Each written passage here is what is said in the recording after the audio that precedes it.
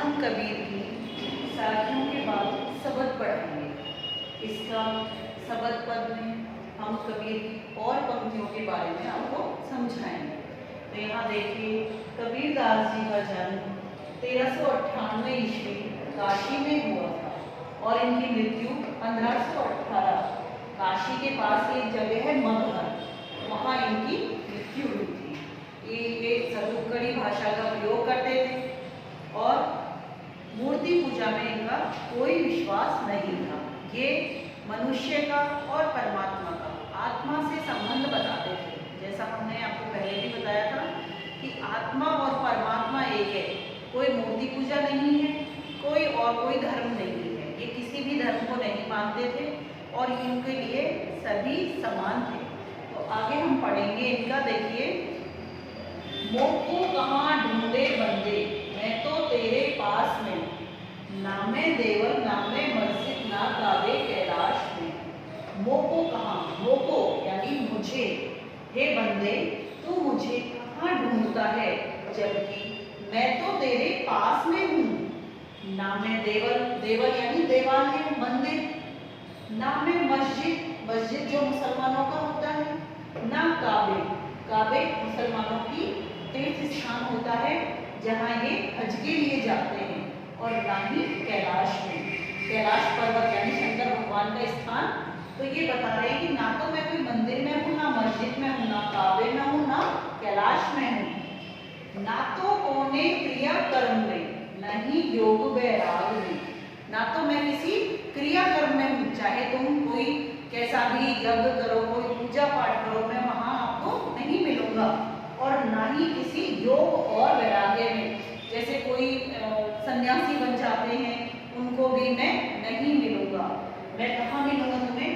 खोजी हो तो मिली हो, पल भर की तालाश में।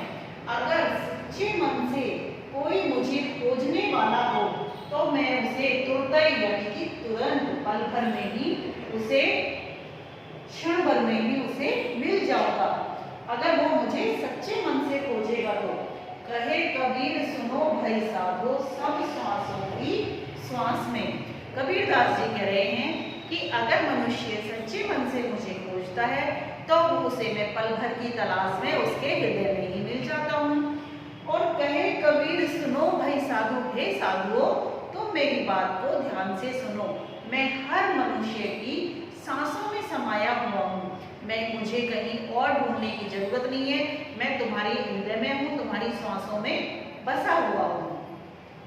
ये आपको समझ में आ गई होगी कि मोको कहाँ ढूंढे बंदे, मैं तो तेरे पास में। कबीरदास जी कहते हैं कि भगवान कह रहे हैं कि हे मनुष्य तू मुझे कहाँ ढूंढता है, मैं तो तेरे पास में हूँ, ना किसी मंदिर में हूँ, ना मस्जिद में हूँ, ना काबे में, ना कैलाश में, और ना तो कोई क्रियाक्रम में भी नहीं हूँ, किसी योग वैराग्य में भी नहीं हूँ। तो मुझे कहाँ ढूंढने जाता है? अगर तू मुझे ढूंढना चाहता है तो मैं तुझे पल भर में ही तेरे हृदय में मिलूंगा।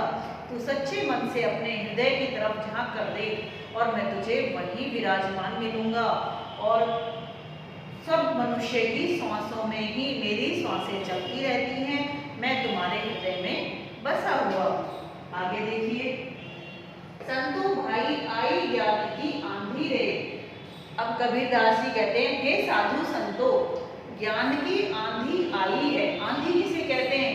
जब तेज बारिश, जैसे तेज हवा चलती है, एक तो मध्यम जैसे हवा चलती है, एक जो बहुत तेज हवा चलती है जो अपने साथ सब कुछ उड़ा के ले जाती है, तहस नहस कर देती है, उसको यहाँ आंधी बताया है कि हे साधु संतो, ज्ञान की आंधी आई है। ज्ञान की, जिसे हम ग्रहण कर सकते हैं ज्ञान, वो ज्ञान की आंधी आई है। भ्रम की टाटी सबे उड़ानी, माया करे न बांधी।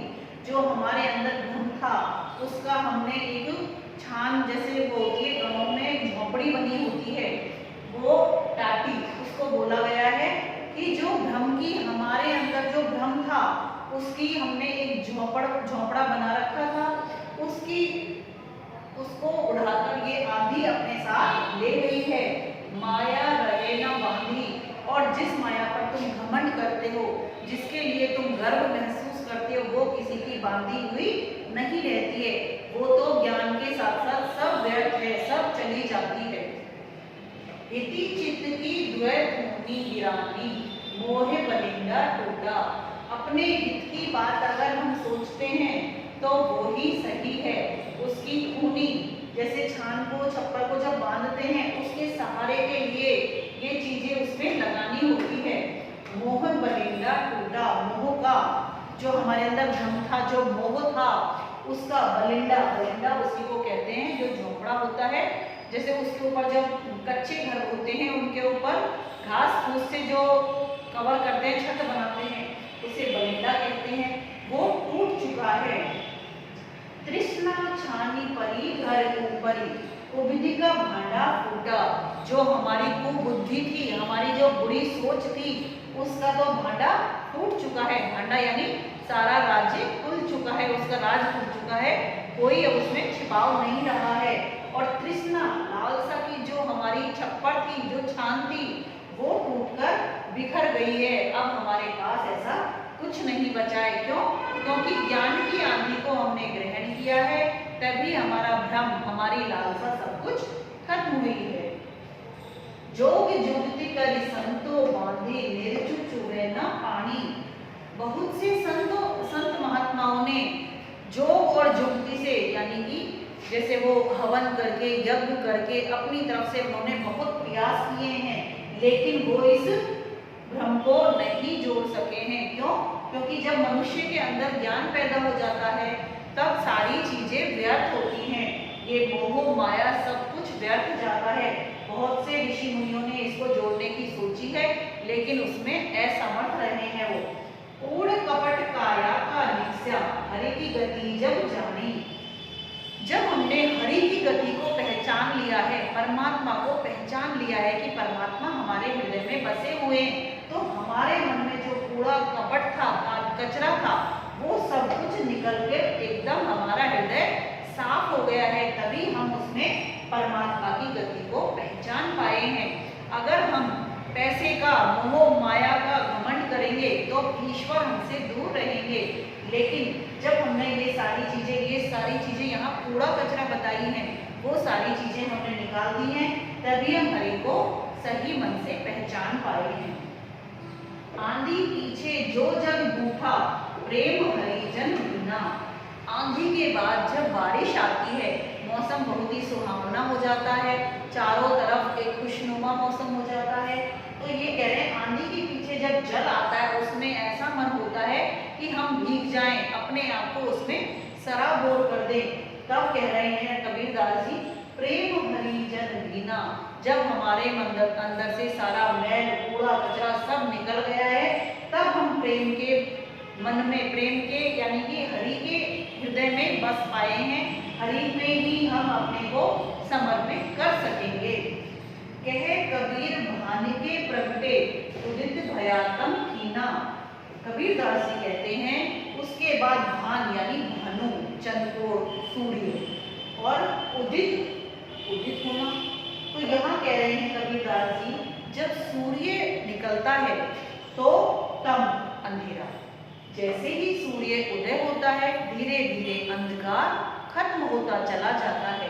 इसी तरह से मनुष्य के अंदर जब ज्ञान का प्रकाश फैलता है, तो ये जो बुराई है, कुबुद्धि है, जो हमारे अंदर कूड़ा कचरा है, ये सब बाहर निकल जाता है।